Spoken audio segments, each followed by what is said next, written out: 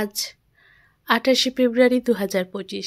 দেখতে দেখতে ২.৫ মাস হয়ে গেল আমাদের বাড়ির কাজ শুরু হয়েছে, আর রেজাল্ট এই।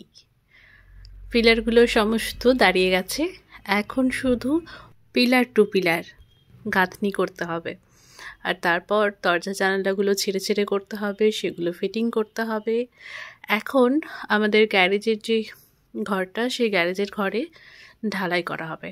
তার জন্যই মাটি বালি সলিং করা হয়েছে, ঠিকঠাকভাবে বসানোর জন্য তার ব্যবস্থা করা হয়েছে। পর্যাপ্ত পরিমাণে জল ভরে সেই মাটিগুলোকে সেট করা হয়েছে, ওপর থেকে বালিগুলোকে দিয়ে জল ভরে রেখে দেওয়া হয়েছিল।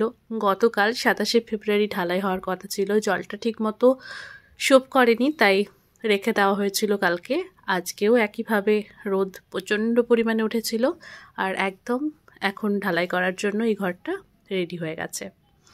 আজ ২৮ তারিখ, রাজমিস্ত্রি আসেনি, অন্য কোনো মিস্ত্রি তেমনভাবে কেউই আসেনি, শুধুমাত্র একজন সেন্টারিং মিস্ত্রি এসেছিল, সেই সারাদিন কাজ করেছে। তার তেমন কোনো কাজ ছিল না, ওই যে পাটাগুলো আবার কাজে লাগবে, এই পাটাগুলো কিছু নিজস্ব পাটা রয়েছে, তো পাটাগুলো থেকে যে পেরেকগুলো রয়েছে সেগুলোকে তুলে ফেলতে হবে, তো সেই সমস্ত কাজ টুকিটাকি এইসবই করছিল তিনি। আর বাকি ঘরগুলোতে কালকে ঢালাই হওয়ার কথা ছিল, ৪ জন এসেছিল কাজে, কিন্তু ঢালাই হয়নি, যেহেতু দুটো মাত্র পিলারের কাজ ছিল, সেইগুলো ঢালা হয়ে গেছে। আর তারপরে যে বালিগুলো নামানো হয়েছিল, সেই বালিগুলো এই ঘরে ভরে বাকি কিছুটা জল দিয়ে মাটিগুলোকে ঠিকঠাকভাবে সেট করার কাজ চলছিল। এই ঘরটাই এখনো পর্যন্ত মাটিতে বালি এসে পড়েনি। এই যেই পরিমাণ ফাঁকা জায়গাটা ছিল, সেই পরিমাণ জায়গায় কিন্তু বালি ভরতে হবে।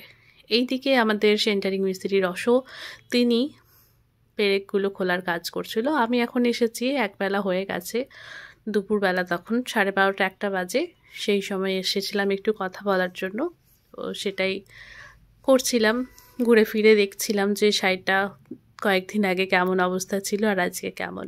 আরও এক্সট্রা কিছু বালি নেওয়া হয়েছে, ওপর দিকে লাগবে, তাই এই ঘরটা আশা করা যাচ্ছে কালকে যদি রাজমিস্ত্রি পাওয়া যায় বা আসে, তাহলে কিন্তু ঢালাইটা কালকে হয়ে যাবে। দেখা যাক, গতকাল যেমন আসেনি, ঝুলিয়েছে, আগামীকাল আসবে কিনা সেটা এখন সময় বলবে। এইদিকে সিঁড়িটার তৈরি করবে, তার প্রথম ধাপটা বাড়ি ঢোকার জন্য যেই ধাপটা হবে, সেটা তৈরি করার জন্য একদম রেডি করা হয়েছে। এদিকে আমাকে ভীষণ রোদ লাগছে, তাই ছাতা নিয়ে হাজির হয়েছি। এই গরমে প্রথমবার ছাতা নিয়ে বেরোলাম আজকেই, আর কেন জানি না হঠাৎ করে রোদে বেরোলেই প্রচণ্ড পরিমাণে মাথা ধরে যাচ্ছে।